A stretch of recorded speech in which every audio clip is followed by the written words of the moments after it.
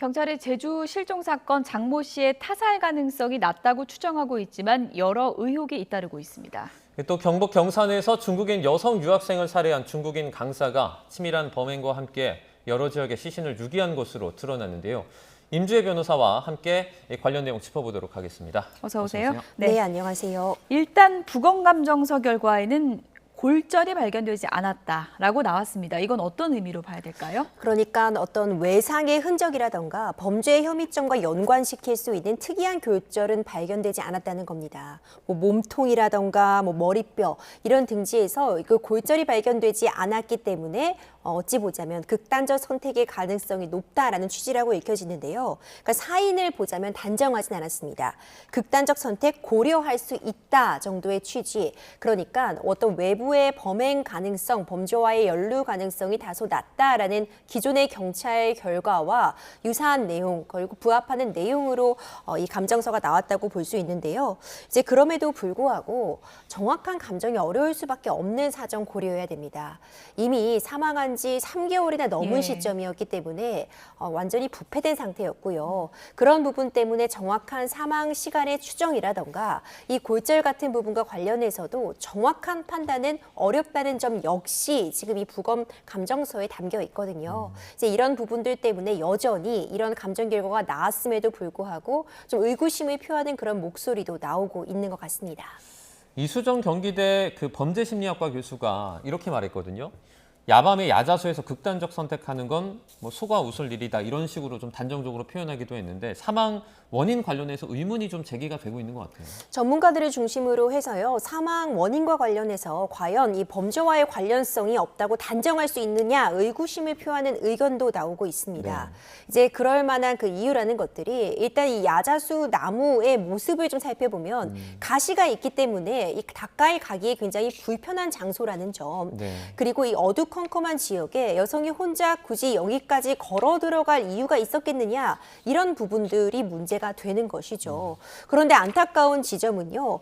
지금 경찰은 초기에도 밝혔던 것처럼 옷가지나 장신구가 그대로 놓여 있었다는 점이라던가 이 주겹에 이 나자수의 낙엽들이 흐트러져 있지 않고 굉장히 정돈된 상태였기 때문에 어떤 몸싸움의 흔적이 없다. 그리고 현장에서 이 자택에 있었던 끈이 발견되었다는 점을 근거로서 이 범죄와의 연루 가능성이 낮다고 보고 있지만 너무 오랜 시간이 지났기 때문에 이를 뒷받침할 수 있는 CCTV 같은 것이 남아있지 않은 겁니다.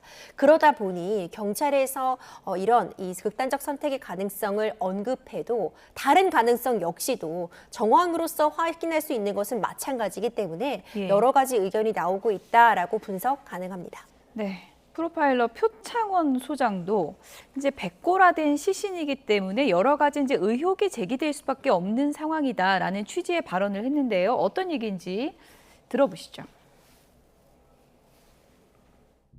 3개월 지나서 현장이 확인이 되고 야외다 보니까 그러한 의문들을 규명할 수 있는 증거들이 많이 좀 사라진 게 아닌가라는 안타까움이 많이 들고요. 법의학적으로 위내 음식물 소화 정도, 그리고 시신의 강직, 시반 또는 안구 혼탁성, 직장 내 온도, 다양한 법의학적인 사망 시간 추정 기법들이 있는데요. 부패가 상당히 많이 진행된 상태에서는 상당히 힘들고 어렵거든요. 그러다 보니까 두 번째 방법인 이제 사회공학적인 방법. 실종자가 실종된 시점, 복장, 발견된 상황, 그 다음에 실종된 이후에 생활 반응이 발견되는지, 이동의 흔적이 있는지, 그 다음에 이제 심리 부검을 통해서 실종자가 실종 전에 어떤 말과 글을 남겼고 어떤 상황이었는지, 사망 추정 시각을 규명할 수 있는 어떤 여지들이 많이 좀 소멸되어 버렸기 때문에 경찰에서는 아마 사회공학적인 분석을 통해서 사망 시각을 실종 직후로 이렇게 추정한다라는 발표를 한 것으로 보입니다. 만약에 타살이라고 한다면 처럼 보이게 만들기 위한 노력을 할 사람이 누구며 과연 혼자서 가능하고 그러한 연출을 하게 된 연유와 방법은 무엇인가 이 부분에 대해서는 나와야 되거든요. 그래서 지금 참 어려운 상황입니다. 단정할 수도 없고요. 네, 표창원 소장의 분석을 들어봤는데 이번 실종 사건 관련해서 유족들 요청에 의해서 제주 실종 피해자는 앞으로 익명으로 저희가 하기로 했습니다. 얼굴 등도 모자이크 처리나 최대한 노출을 자제하겠습니다. 관련해서 이제 분석을 좀 들어보면 워낙에 백골화된 시신이기 때문에 사회공학적인 분석이 필요하다라고 하는데 좀 용어는 어렵거든요. 이게 무슨 얘기일까요? 그렇죠. 그러니까 사회공학적 분석을 할 수밖에 없다는 것이 일단 정확한 사망 시점을 추정하기가 매우 어렵습니다. 예. 그러니까 일반적인 다른 사건을 비추어 보면은요, 이 부검을 했을 때 이제 음식물 같은 부분을 분석을 해서 최종적인 식사 이후에 음식물이 어느 정도 남아 있는지, 그 남아 있는 음식물의 상태 등을 통해서 사망 시간을 역추적할 수 있습니다. 그런데 이미 너무 오랜 시간이 지났기 때문에 백골화되어 있는 상태에서 정확한 사망 시점을 알 수가 없겠죠. 그럴 때는 이제 사회공학적인 방법을 동원할 수밖에 없는데 그 예시가 일단 마지막까지 휴대전화에 발생한 그 기록을 보자면 예. 지금 이 실종 신고가 들어가기 전 그러니까 마지막으로 숙소에서의 모습이 잡힌 날 이후로 휴대전화가 확인이 되지 않기 때문에 예. 그 어떤 생활 반응이 없어서 그 시점으로 사망이 추정되는 것이다. 그리고 그 이후에 어떤 사회적인 반응이나 행적이 확인되지 않기 때문에 그때로 사망 시점을 보고 있다라는 취지입니다. 그러니까 초기에 초동 대응이 제대로 되었더라면 빠른 시점에 발견이 되었더라면 충분히 확인될 수 있었던 사망 시점이라던가 사망 원인 같은 부분도 예. 너무 오랜 시간이 지나다 보니까 그리고 어떤 정확한 증거, 물증, CCTV 자료들이 남아있지 않다 보니까 추정을 좀 할 수밖에 없고요. 예. 이제 그런 부분들 때문에 지금 여러 프로파일러들이나 범죄 심리학자들도 가능성 등을 언급할 수밖에 없는 상황이다라고 보여집니다. 네. 앞서 장소 가지고도 말이 좀 많았다라고 저희가 설명을 해드렸는데 그 장모 씨 아버지가 그 야자수 농장은 딸이 무섭다고 좀 이렇게 기피하던 곳이다 이런 또 말을 하기도 했어요. 그런 장소에 가서 어쨌든 이런 상황이 발생한 거에 대해서 또 의구심을 던지고 있는 것 같아요. 그렇죠. 이제 그 부분도 명확하게 그곳으로 들어가는 뭐 CCTV 같은 게 확인이 되지 않잖아요. 예. 그런데 인근 지역 주민들의 이야기를 들어봐도 굉장히 으슥한 곳이고 이 야자수 나무라는 게 뭐 낮 시간대에는 당연히 밝기 때문에 지나갈 수 있겠지만 밤 시간대에는 칠흑같이 어두운 곳이라고 합니다.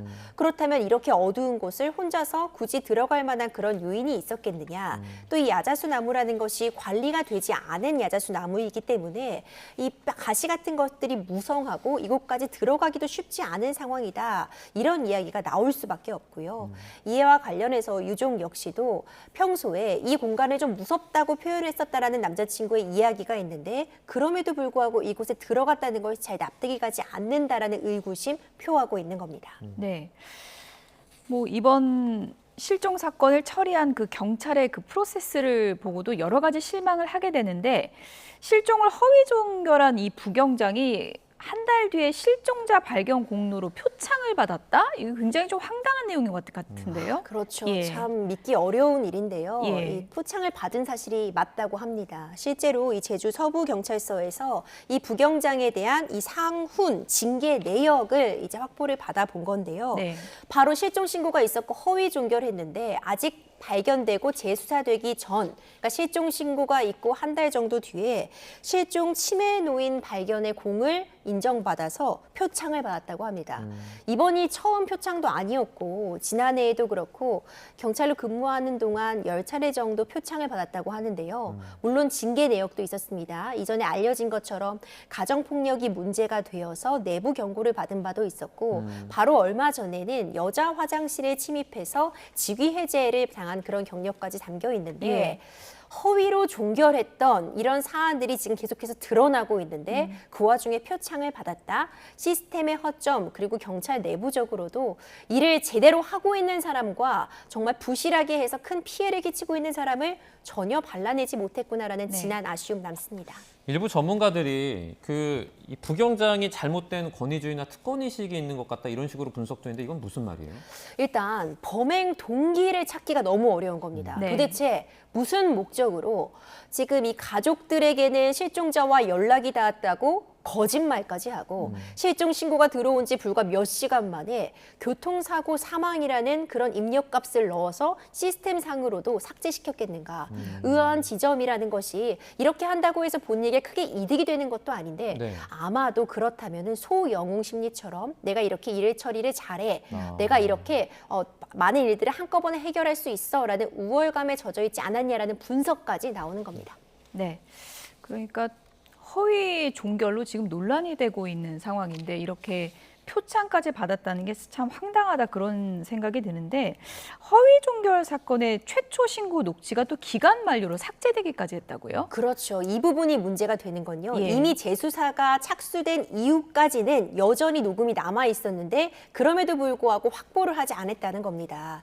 일일이 신고 같은 경우에는요. 3개월의 보관 기간을 거치게 되는데 5월 15일에 최초의 신고가 있었고요. 지난 8월 16일 이 보관 기간이 만료가 되어 삭제가 됐는데 이미 11일부터는 재수사가 시작된 상황이었습니다. 예. 그럼에도 불구하고 이 녹취 같은 경우에는 별도로 보관기간 연장을 안 해서 그대로 삭제가 되었는데요. 물론 신고 내역 등이 이제 수기로 적혀 있고 정리된 파일은 있다고는 하나 이 최초 녹음 파일조차 확보하지 않은 부분 이 역시도 이 수사 과정의 허점이다라는 비판 피하기 어려워 보입니다. 수사의 기본이 이제 증거 확보인데 기본 자체가 안 돼 있었다는 그런 얘기여서 경찰 수사에 대한 비판이 더 높아질 수밖에 없는 상황인 것 같습니다. 지금까지 임주혜 변호사였습니다. 잘 들었습니다. 그렇습니다.